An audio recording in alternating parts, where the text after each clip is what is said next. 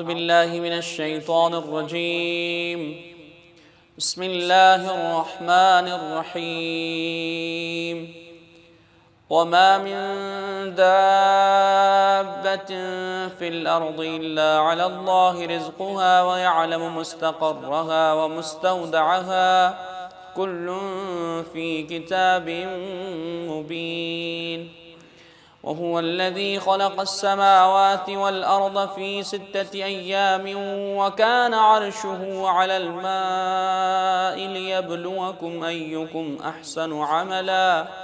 ولئن قلت إنكم مبعوثون من بعد الموت ليقولن الذين كفروا إن هذا إلا سحر مبين. ولئن أخرنا عنهم العذاب إلى أمة معدودة ليقولن ما يحبسه ألا يوم يأتيهم ليس مصروفا عنهم وحاق بهم ما كانوا به يستهزئون. ولئن أذقنا الإنسان منا رحمة ثم نزعناها منه إنه ليئوس كفور. ولئن أذقناه نعماء بعد ضراء مسته ليقولن ذهب السيئات عني إنه لفرح فخور. إلا الذين صبروا وعملوا الصالحات أولئك لهم مغفرة وأجر كبير. فلعلك تارك بعض ما يوحى إليك وضائق به صدرك أن يقولوا لولا أنزل عليه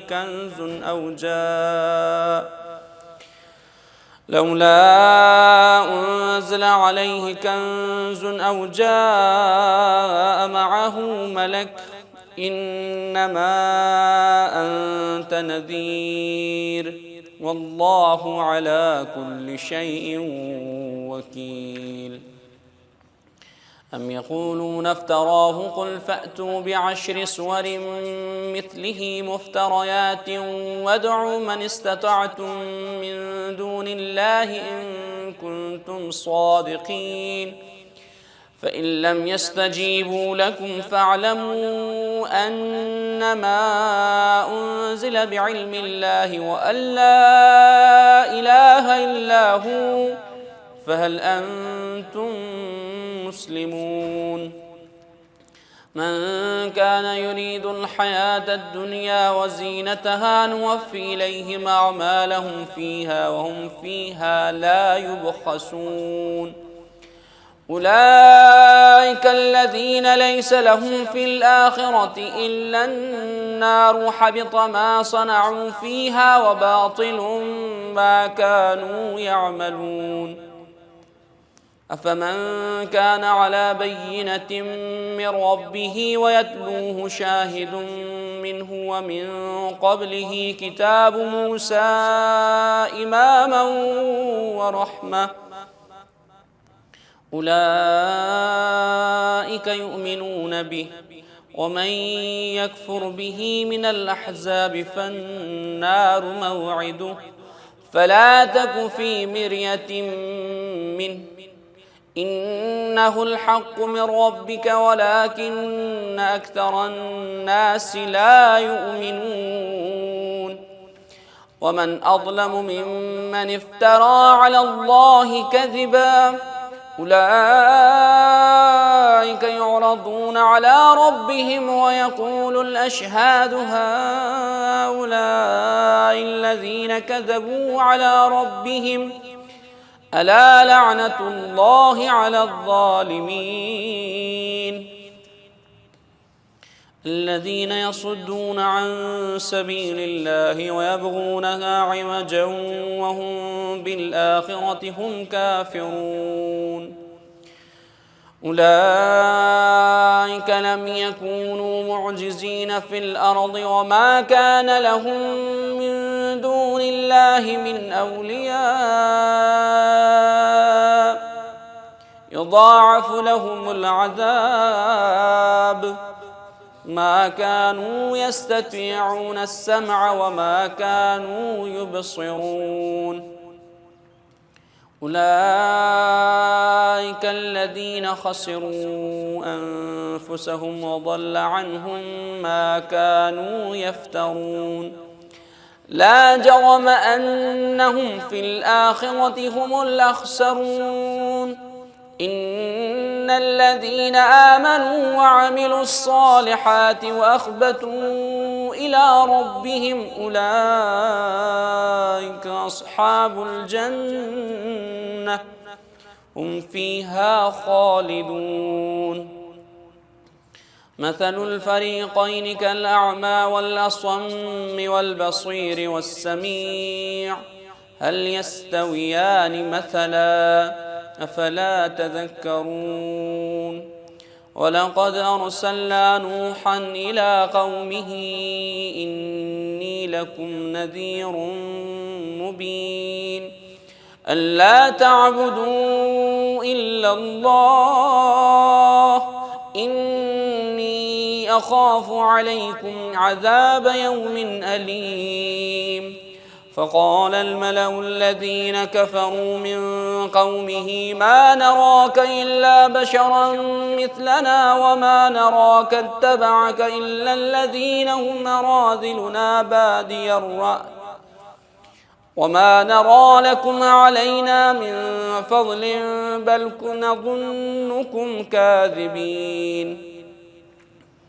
قال يا قوم أرأيتم إن كنت على بينة من ربي وآتاني رحمة من عنده فعميت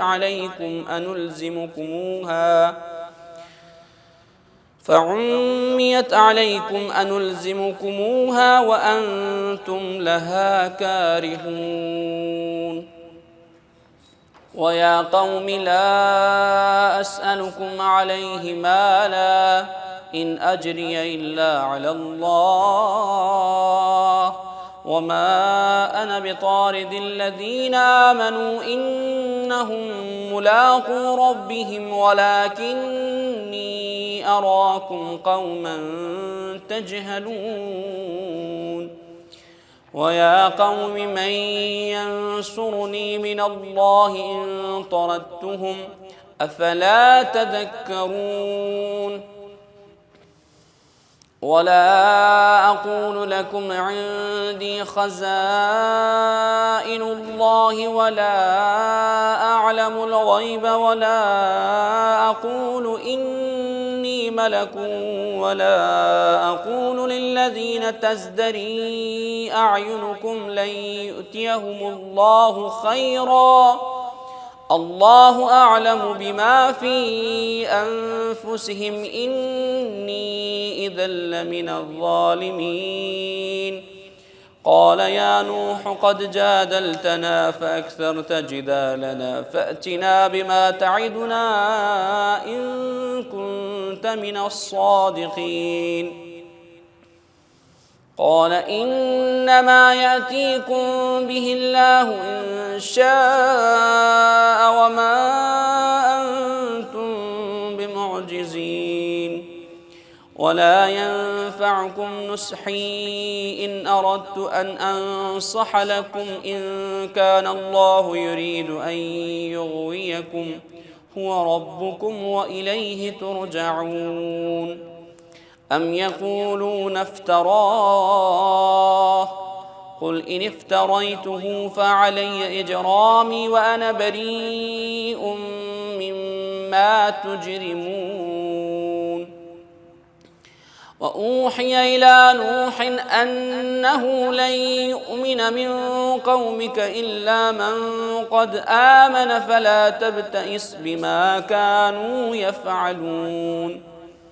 واصنع الفلك بأعيننا ووحينا ولا تخاطبني في الذين ظلموا إنهم مغرقون ويصنع الفلك وكلما مر عليه ملأ من قومه سخروا منه قال إن تسخروا منا فإنا نسخر منكم كما تسخرون فسوف تعلمون من يأتيه عذاب يخزيه ويحل عليه عذاب مقيم حتى إذا جاءنا أمرنا وفارت النور قل نحمل فيها من كل زوجين اثنين وأهلك إلا من سبق عليه القول وما آمن معه إلا قليل وقال اركبوا فيها بسم الله مجريها ومرساها إن ربي لغفور رحيم وهي تجري بهم في موج كالجبال ونادى نوح ابنه وكان في معزل يا بني اركب معنا ولا تكن مع الكافرين قال سآوي إلى جبل يعصمني من الماء قال لا عاصم اليوم من أمر الله إلا من رحم وحال بينهما الموج فكان من المغرقين وقيل يا أرض ابلعي ماءك ويا سماء أقلعي وغيض الماء وقضي الأمر واستوت على الجودي وقيل بعدا للقوم الظالمين ونادى نوح ربه فقال رب إن ابني من أهلي وإن وعدك الحق وأنت أحكم الحاكمين قال يا نوح إنه ليس من أهلك إنه عمل غير صالح فلا تسأل لما ليس لك به علم إني أعظك أن تكون من الجاهلين قال رب إني أعوذ بك أن أسألك ما ليس لي به علم وإلا تغفر لي وترحمني أكن من الخاسرين قيل يا نوح اهبط بسلام منا وبركات عليك وعلى ممن معك سنمتعهم ثم يمسهم منا عذاب أليم تلك من أنباء الغيب نوحيها إليك ما كنت تعلمها أنت ولا قومك من قبل هذا فاصبر إن العاقبة للمتقين وإلى عاد أخاهم هودا قال يا قوم اعبدوا الله ما لكم من إله غيره إن أنتم إلا مفترون يا قوم لا أسألكم عليه أجرا إن أجري إلا على الذي فطرني أفلا تعقلون ويا قوم استغفروا ربكم ثم توبوا إليه يرسل السماء عليكم مدرارا ويزدكم قوة إلى قوتكم ولا تتولوا مجرمين قالوا يا هود ما جئتنا ببينة وما نحن بتاركي آلهتنا عن قولك وما نحن لك بمؤمنين أعوذ بالله من الشيطان الرجيم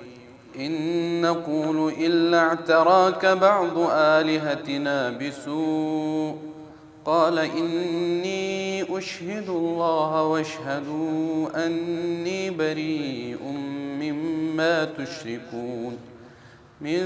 دونه فكيدوني جميعا ثم لا تنظرون إني توكلت على الله ربي وربكم ما من دابة إلا هو آخذ بناصيتها إن ربي على صراط مستقيم فإن تولوا فقد أبلغتكم ما أرسلت به إليكم ويستخلف ربي قوما غيركم ولا تضرونه شيئا إن ربي على كل شيء حفيظ ولما جاء أمرنا نجينا هودا والذين آمنوا معه برحمة منا ونجيناهم من عذاب غليظ وتلك عاد جحدوا بآيات ربهم وعسوا رسله واتبعوا أمر كل جبار عنيد وأتبعوا في هذه الدنيا لعنة ويوم القيامة ألا إن عادا كفروا ربهم ألا بعدا لعاد قوم هود وإلى ثمود أخاهم صالحا قال يا قوم اعبدوا الله ما لكم من إله غيره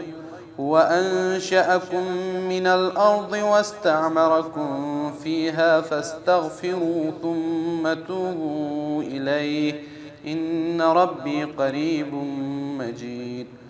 قالوا يا صالح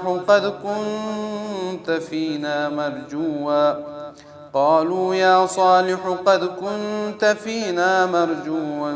قبل هذا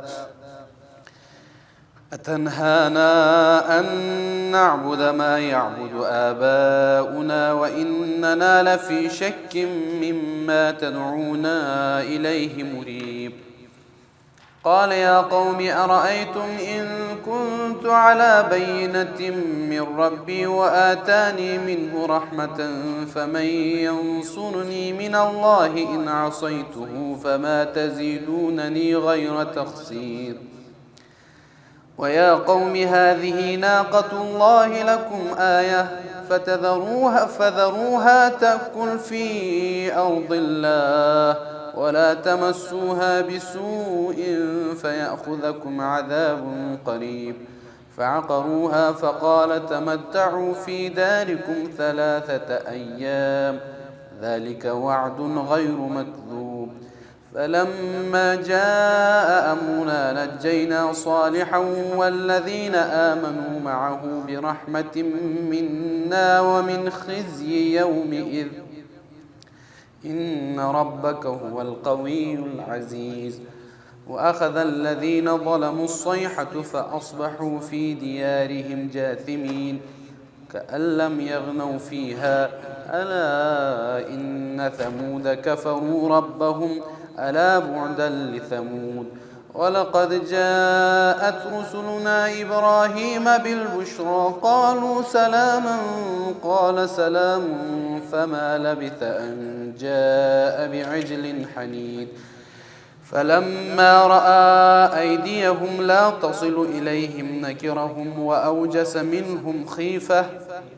قالوا لا تخف إنا أرسلنا إلى قوم لوط وامرأته قائمة فضحكت فبشرناها بإسحاق ومن وراء إسحاق يعقوب قالت يا ويلتى أألد وأنا عجوز وهذا بعلي شيخا إن هذا لشيء عجيب قالوا أتعجبين من أمر الله رحمة الله وبركاته عليكم أهل البيت إنه حميد مجيد فلما ذهب عن إبراهيم الروع وجاءته البشرى يجادلنا في قوم لوط إن إبراهيم لحليم أواه مبين يا إبراهيم أعرض عن هذا إنه قد جاء أمر ربك وإنهم آتيهم عذاب غير مردود ولما جاءت رسلنا لوطا سيء بهم وضاق بهم ذرعا وقال هذا يوم عصيب وجاءه قومه يهرعون إليه ومن قبل كانوا يعملون السيئات قال يا قوم هؤلاء بناتي هن أطهر لكم فاتقوا الله ولا تخزون في ضيفي أليس منكم رجل رشيد قالوا لقد علمت ما لنا في بناتك من حق وإنك لتعلم ما نريد قال لو أن لي بكم قوة أو آوي إلى ركن شديد قالوا يا لوط إنا رسل ربك لن يصلوا إليك فأسر بأهلك بقطع من الليل ولا يلتفت منكم أحد إلا امرأتك إنه مصيبها ما أصابهم إن موعدهم الصبح أليس الصبح بقريب فلما جاء أمرنا جعلنا عاليها سافلها وأمطرنا عليها حجارة من سجيل منضود مسومة عند ربك وما هي من الظالمين ببعيد وإلى مدين أخاهم شعيبا قال يا قوم اعبدوا الله ما لكم من إله غيره ولا تنقصوا المكيال والميزان إني أراكم بخير وإني أخاف عليكم عذاب يوم محيط ويا قوم أوفوا المكيال والميزان بالقسط ولا تبخسوا الناس أشياءهم ولا تعثوا في الأرض مفسدين بقية الله خير لكم إن كنتم مؤمنين وما أنا عليكم بحفيظ قالوا يا شعيب أصلاتك تأمرك أن نترك ما يعبد آباؤنا أو أن نفعل في أموالنا ما نشاء إنك لأنت الحليم الرشيد قال يا قوم أرأيتم إن كنت على بينة من ربي ورزقني منه رزقا حسنا وما أريد أن أخالفكم إلى ما أنهاكم عنه إن أريد إلا الإصلاح ما استطعت وما توفيقي إلا بالله عليه توكلت وإليه أنيب ويا قوم لا يجرمنكم شقاقي أن يصيبكم مثل ما أصاب قوم نوح أو قوم هود أو قوم صالح وما قوم لوط منكم ببعيد واستغفروا ربكم ثم توبوا إليه إن ربي رحيم ودود قالوا يا شعيب ما نفقه كثيرا مما تقول وإنا لنراك فينا ضعيفا ولولا رهتك لرجمناك وما أنت علينا بعزيز قال يا قوم أرهطي أعز عليكم من الله واتخذتموه وراءكم ظهريا إن ربي بما تعملون محيط ويا قوم اعملوا على مكانتكم إني عامل سوف تعلمون من يأتيه عذاب يخزيه ومن هو كاذب وارتقبوا إني معكم رقيب ولما جاء أمرنا نجينا شعيبا والذين آمنوا معه برحمة منا وأخذت الذين ظلموا الصيحة فأصبحوا في ديارهم جاثمين كأن لم يغنوا فيها ألا بعدا لمدين كما بعدت ثمود ولقد أرسلنا موسى بآياتنا وسلطان مبين إلى فرعون وملئه فاتبعوا أمر فرعون وما أمر فرعون برشيد يقدم قومه يوم القيامة فأوردهم النار وبئس الورد المورود وأتبعوا في هذه لعنة ويوم القيامة بئس الرفد المرفود ذلك من أنباء القرى نقص عليك منها قائم وحصيد وما ظلمناهم ولكن ظلموا أنفسهم فما أغنت عنهم آلهتهم التي يدعون من دون الله من شيء لما جاء أمر ربك وما زادوهم غير تتبيب وكذلك أخذ ربك إذا أخذ القرى وهي ظالمة إن أخذه أليم شديد إن في ذلك لآية لمن خاف عذاب الآخرة ذلك يوم مجموع له الناس وذلك يوم مشهود وما نؤخره إلا لأجل معدود يوم يأتي لا تكلم نفس إلا بإذنه فمنهم شقي وسعيد فأما الذين شقوا ففي النار لهم فيها زفير وشهيق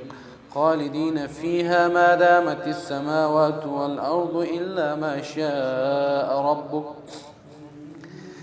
إن ربك فعال لما يريد وأما الذين سعدوا ففي الجنة خالدين فيها ما دامت السماوات والأرض إلا ما شاء ربك عطاء غير مجدود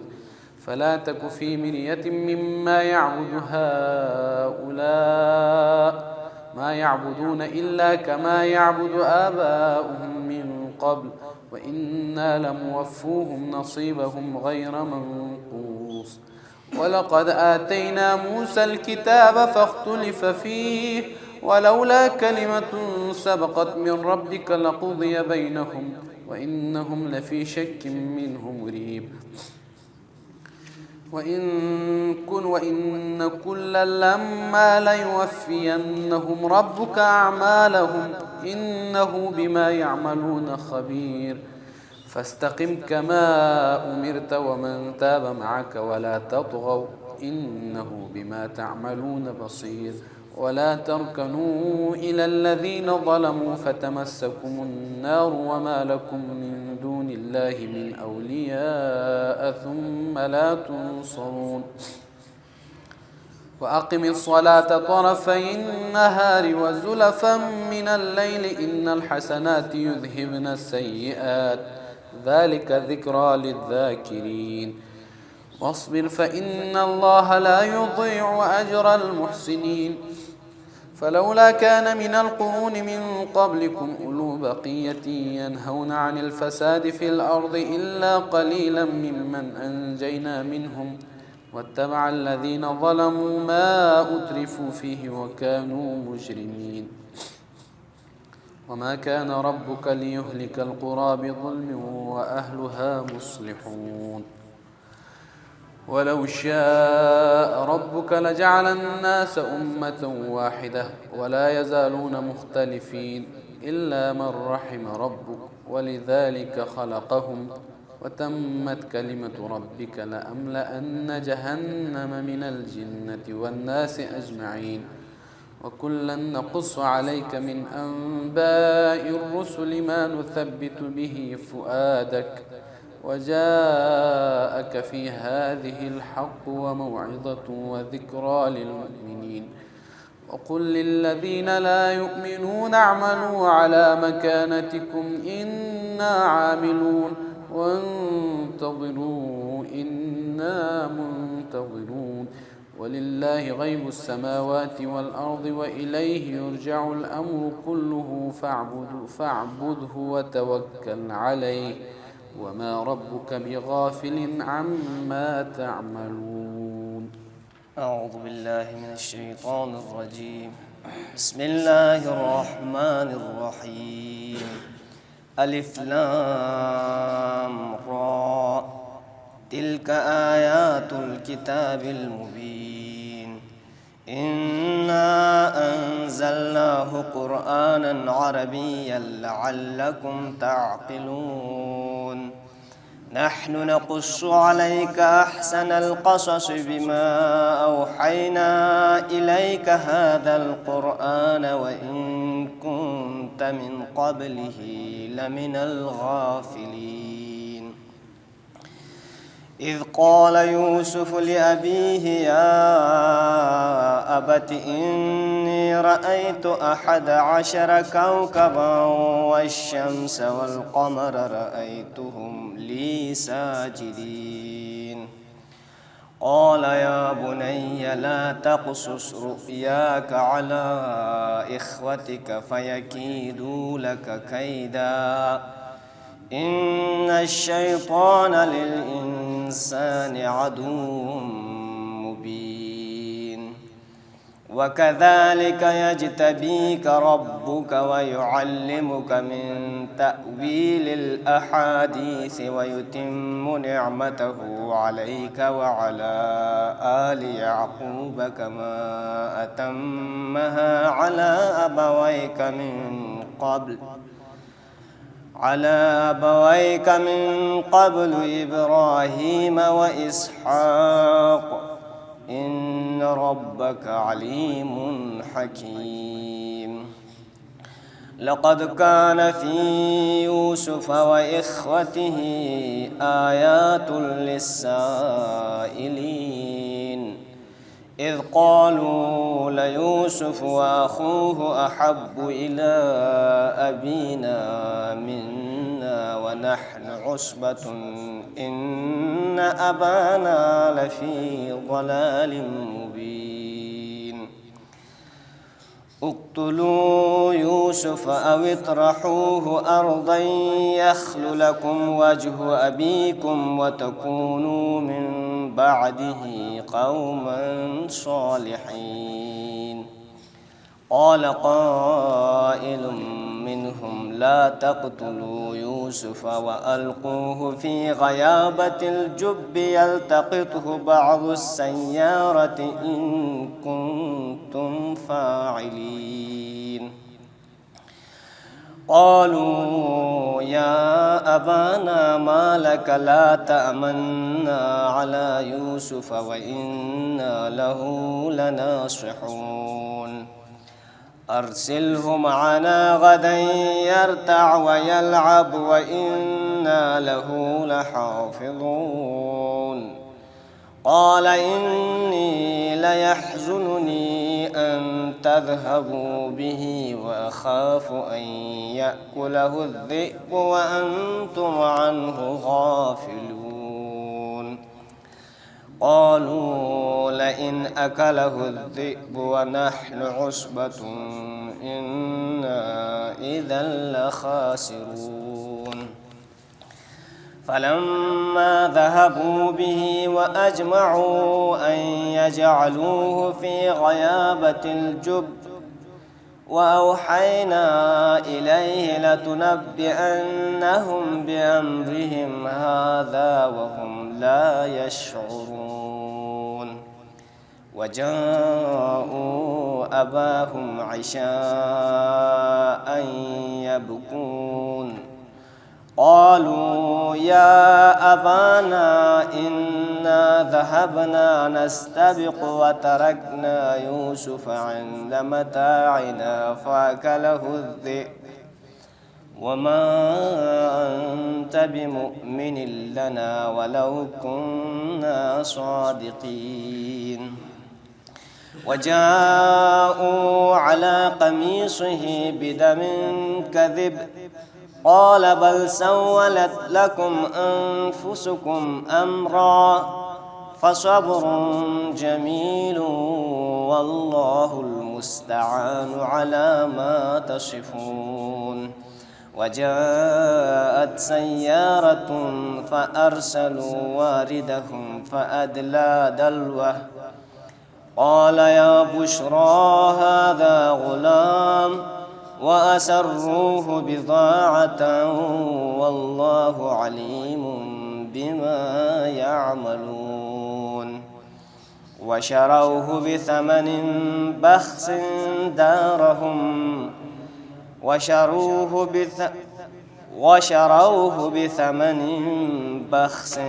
دراهم معدودة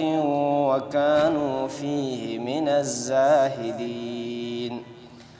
وقال الذي اشتراه من مصر لامرأته أكرمي مثواه عسى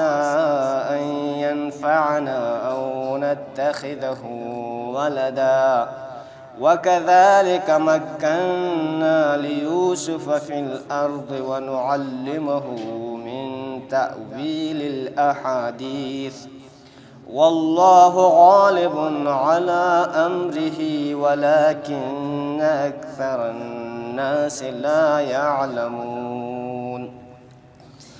ولما بلغ أشده آتيناه حكما وعلما وكذلك نجزي المحسنين. وراودته التي هو في بيتها عن نفسه وغلقت الأبواب وقالت هيت لك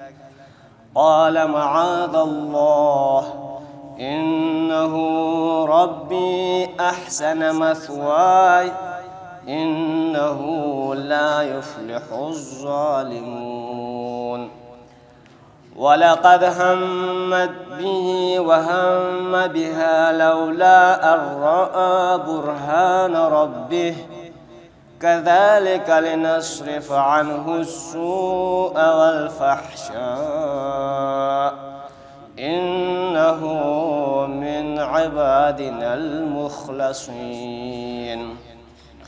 واستبق الباب وقدت قميصه من دبر وألف يا سيدها لدى الباب قالت ما جزاء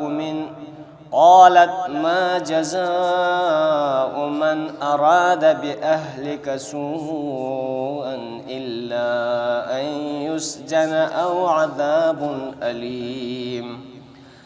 قال هي راودتني عن نفسي وشهد شاهد من أهلها إن كان قميصه قد من قبل فصدقت وهو من الكاذبين وإن كان قميصه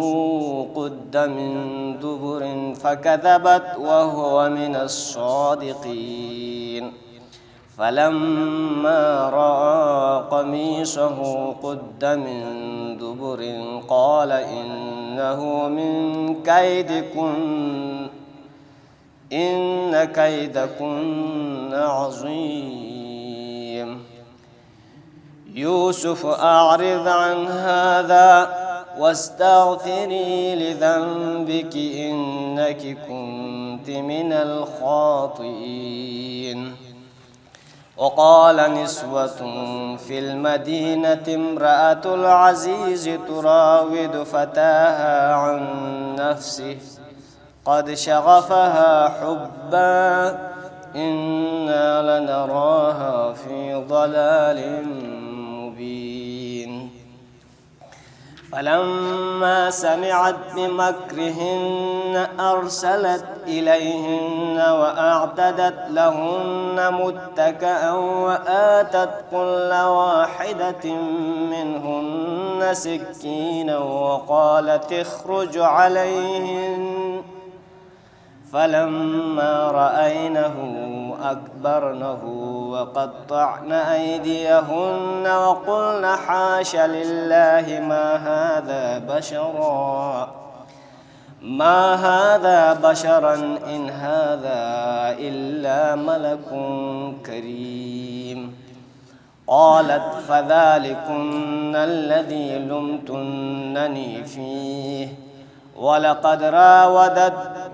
ولقد راودته عن نفسه فاستعصم ولئن لم يفعل ما آمره ليسجنن وليكونن من الصاغرين. قال رب السجن أحب إلي مما يدعونني إليه وإلا تصرف عني كيدهن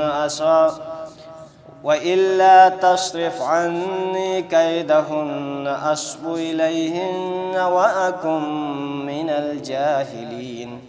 فاستجاب له ربه فصرف عنه كيدهن إنه هو السميع العليم. ثم بدا لهم من بعد ما رأوا الآيات ليسجننه حتى حين. ودخل معه السجن فتيان قال أحدهما إني أراني أعصر خمرا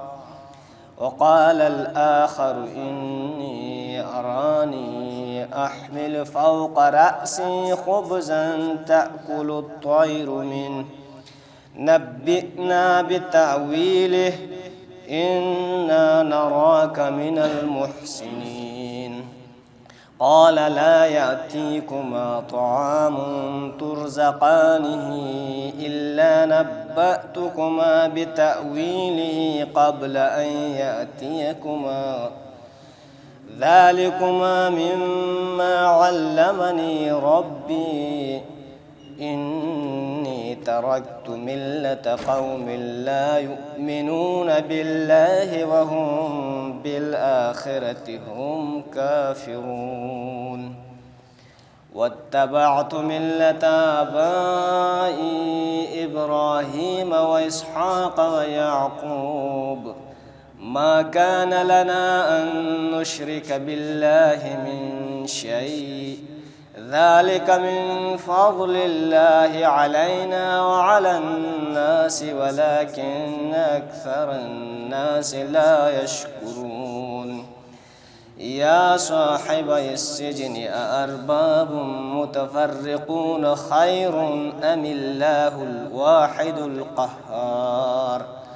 ما تعبدون من دونه إلا أسماء سميتموها أنتم وآباؤكم ما أنزل الله بها من سلطان إن الحكم إلا لله أمر ألا تعبدوا إلا إياه ذلك الدين القيم ولكن أكثر الناس لا يعلمون. يا صاحبي السجن أما أحدكما فيسقي ربه خمرا وأما الآخر فيصلب فتأكل الطير من رأسه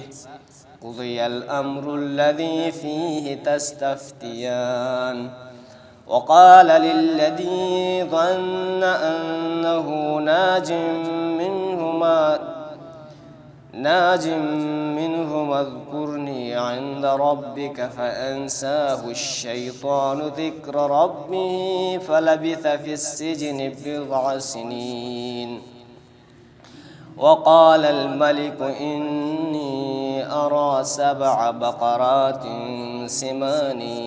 يأكلهن 7 عجاف و7 سنبلات خضر وأخر يابسات يا أيها الملأ أفتوني في رؤياي إن كنتم للرؤيا تعبرون. قالوا أضغاث أحلام وما نحن بتأويل الأحلام بعالمين. وقال الذي نجا منهما وادكر بعد أمة أنا أنبئكم بتأويله فأرسلون يوسف أيها الصديق أفتنا في 7 بقرات سمان يأكلهن 7 عجاف و7 سنبلات خضر وأخر يابسات لعلي أرجع إلى الناس لعلهم يعلمون قال تزرعون 7 سنين دأبا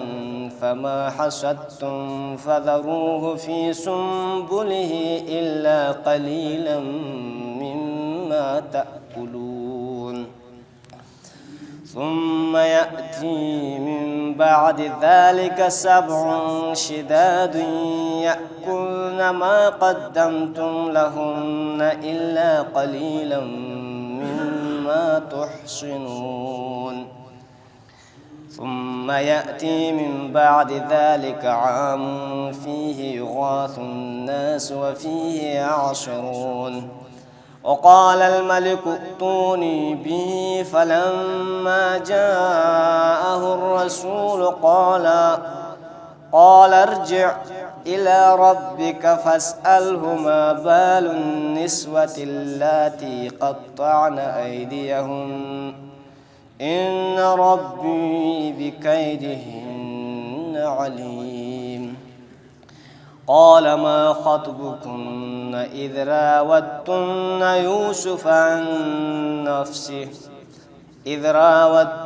يوسف عن نفسه قلنا حاش لله ما علمنا عليه من سوء قالت امرأة العزيز الآن حصحص الحق أنا راودته عن نفسه وإنه لمن الصادقين ذلك ليعلم أني لم أخنه بالغيب وأن الله لا يهدي كيد الخائنين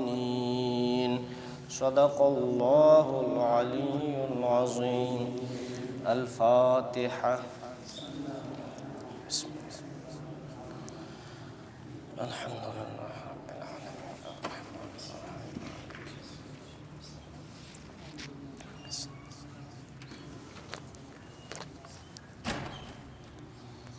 بسم الله الرحمن الرحيم